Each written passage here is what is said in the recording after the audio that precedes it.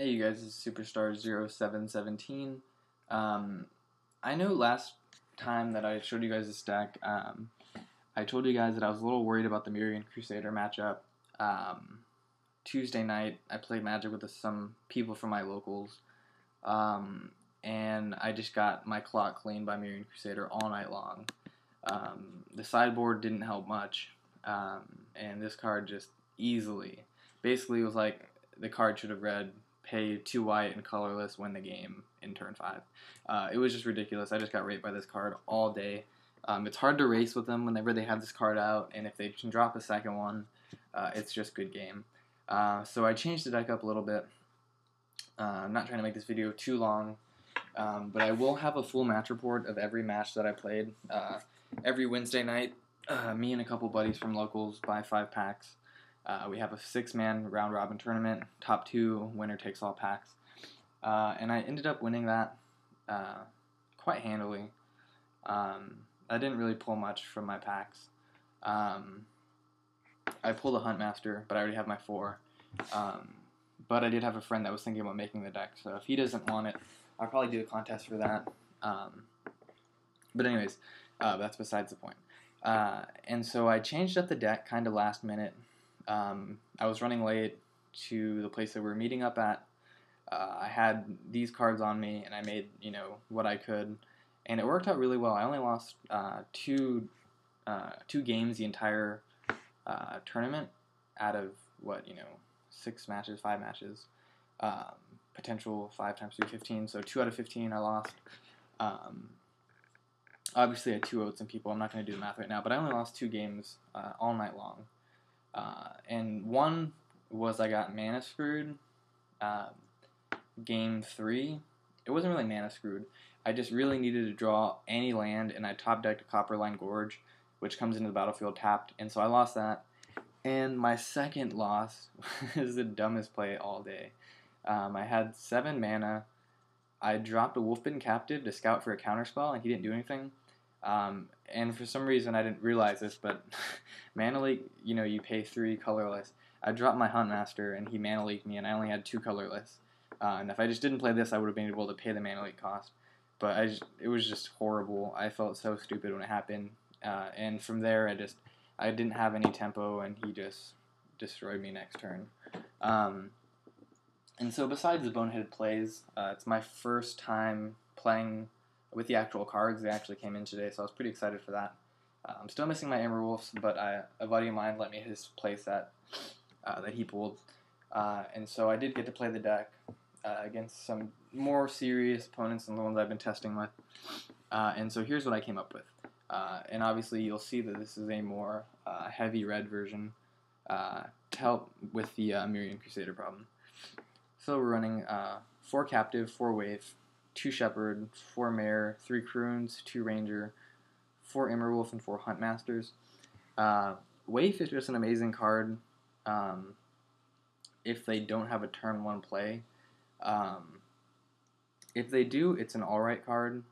If you can get it to flip on turn 1 and turn 2 you can drop an FMR, then you pretty much have yourself a 4-2 for 1, which is amazing.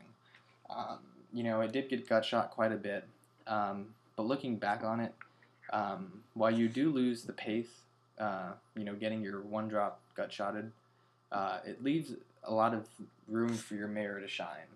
Mayor's also a 1-1 for 2, and honestly I'd much rather have them gut shotting my Waif that's hitting them for 4 on turn 2 than gut shot my Mayor. So although he did get gut shot pretty often, the games that he did put in work, it was just amazing. And the games that he got shot, Mayor of Avabruck really got his time to shine. Wolfbitten Captive won me 3 or 4 games on the day on his night side. A lot of people think his night side is so horrible. Pumping 4 mana to give him plus 4/4 with all the bonuses he already has is not bad. If you people that are big proponents of Kessig Wolf Run, to give a creature plus 4/0, you have to pay 4 mana plus the red and the green and tap it, so that's effectively 7 mana to give a creature plus 4/0. This guy gets plus 4/4, and he'll already have the trample from your FMRs. I just don't see how that's a bad trade-off. This guy against control just wrecks them. You drop it, you flip it whenever they draw go, you tap 6 mana or 4 mana into it, and it just rapes them. It is ridiculous how fast they scramble to get this off the board, and it's your 1-drop. It's just amazing. Gatstaf Shepard put in a lot of work all day. I like him at 2. I would not go any higher than 3. He did put in work against some pretty good matchups against humans. At least not the green-white humans, but the blue-white humans. He put in a lot of work all day. Intimidate is huge, especially when he oftentimes is a 5/4 or a 6/5.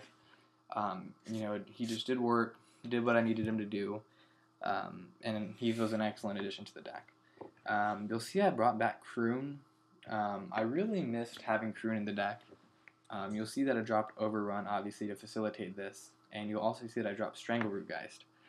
Real quick, just to touch on that, Gatstaf Shepard is a little bit easier on your mana. Double green is a lot harder to hit than colorless green. So I went ahead and went with the consistent 2-drop, because oftentimes I would see that I would drop, even with the heavy green build, I would have to wait till turn 3 to drop him, and that's just way too much lost tempo. So moving on back to Kruin, this card just won me. I would say about 60% of my wins were just from Kruin, and my opponent having an odd number of blockers and 1 or 2 wolves getting in there each turn. Excellent card. The first strike on the human side is really good. You can take out a Crusader if you have a Mayor or a Full Moon's Rise, and you can always sack the Full Moon's Rise to bring him back anyways. Put in a lot of work. I missed having this card, and kind of having everything with the Waif and the Kruin back really felt pretty good in the deck, at least for right now. Obviously, when I go to FNM, some things might change from there, but that'll be for next week after FNM. 2 Daybreak Ranger against tokens. This guy just destroyed him. Bring on your hero, Blade Hold. I'll just tap red to get rid of it with a fight mechanic. It just put in a lot of work all day. What can I say? He's just an awesome card. Immerwolf and Huntmaster. My play of the day came when I had a Moonmist in hand and a Huntmaster and 6 mana. I cast my Huntmaster, got the token, and then I cast my Moonmist, nuked his token, nuked his life, and then at the end step, flipped him, or at his upkeep, he flipped back into the human form, gave me another wolf token. And then when my opponent didn't have anything to cast, he flipped back into the wolf, hit them for 2. And it was just it was crazy how good that was. And that was after he beast within my Immerwolf the turn before.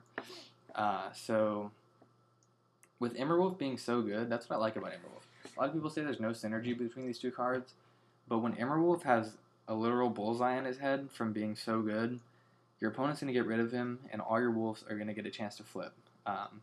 Sometimes Daybreak Ranger's day side's a little bit better. Sometimes Huntmaster's day side's a little bit better. Sometimes you only want to tap 2 mana to give him +2/2. So it's not bad that they're flipping. Once this guy gets nuked, you're only running 4 of him in the deck. He's bound to be nuked, and there's bound to be a couple turns where you don't have an Immerwolf on the board, and that's when these cards really shine. I upped Moonmist to 3. I still don't like 4. I know a lot of people say they like 4, and with that, I just have to say, if you've played the deck long enough, you'll know that there was a time when it was good at 4, and there's going to be a time when it's not good at 4. When Full Moon's Rise first came out in Innistrad, I hated it. And that was because the format was more spot removal. And sacking Full Moon's Rise to save 1 wolf wasn't worth it. Now when everyone's running Day of Judgments and Ratchet Bombs and Slag Storms, Full Moon's Rise is a shit. Moonmist is a nice combat trick, When they try to Alpha Strike you, you activate a Moonmist, nuke their field with your blockers, and then proceed to wreck their shit the next turn. It's always nice. But it's not crucial. With 4 Immerwolf, whenever your werewolves flip, they're not going to need to be flipped again until they remove it. So before last format, when you would get 1 turn, 2 turns, maybe if you were really lucky, 3 turns of werewolf action, you'd need the 4 Moonmist, because eventually they were going to cast the 2 spells, flip everything, and then you just cast your Moonmist during your turn, flip everything, and then go from there. Now, with Immerwolf not flipping them, you just need 3. I would say 2, but I like 3 a little bit better. Just because it's fun whenever they alpha strike you, or whenever they attempt to alpha strike, to do that. They'll think you're running 4. In the tournament, everyone thought I was running 4. I was only running 3. And I bluffed the shit out of this card all day long. I would keep mana open, either to sink into this guy or to sink into that. And, you know, whenever you do that, it puts your opponent in a real bad place. They don't want to attack you because they know that you'll do that. And then that puts you in the position to draw, say you have the Moonmist, attack, and then Moonmist, and then just wreck their shit. It's just awesome. I'm still running 2 Brimstone Volley. Great finisher. Kill my card, please, so I can just hit you for 5 in the face. Always a good play. And 4 FMRs. Now, the land, I think it is pretty decent. I never had a problem dropping a turn 1 card. I think I mulled twice the entire tournament. Maybe 3 times. I mulled once when I had an all-land hand and 1 FMR. I mulled once when I had mostly land and a Brimstone Volley. And then the 3rd time I mulled was when I had 3 forests and a Kruins, and the rest of the hand was pretty decent. But I had only red cards and 3 forests. I had like my Brimstone, my Waif, and then my Kruin. And then an Immerwolf.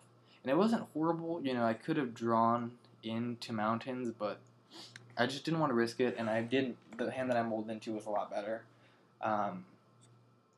And so right now I'm running a 9-7-4-4.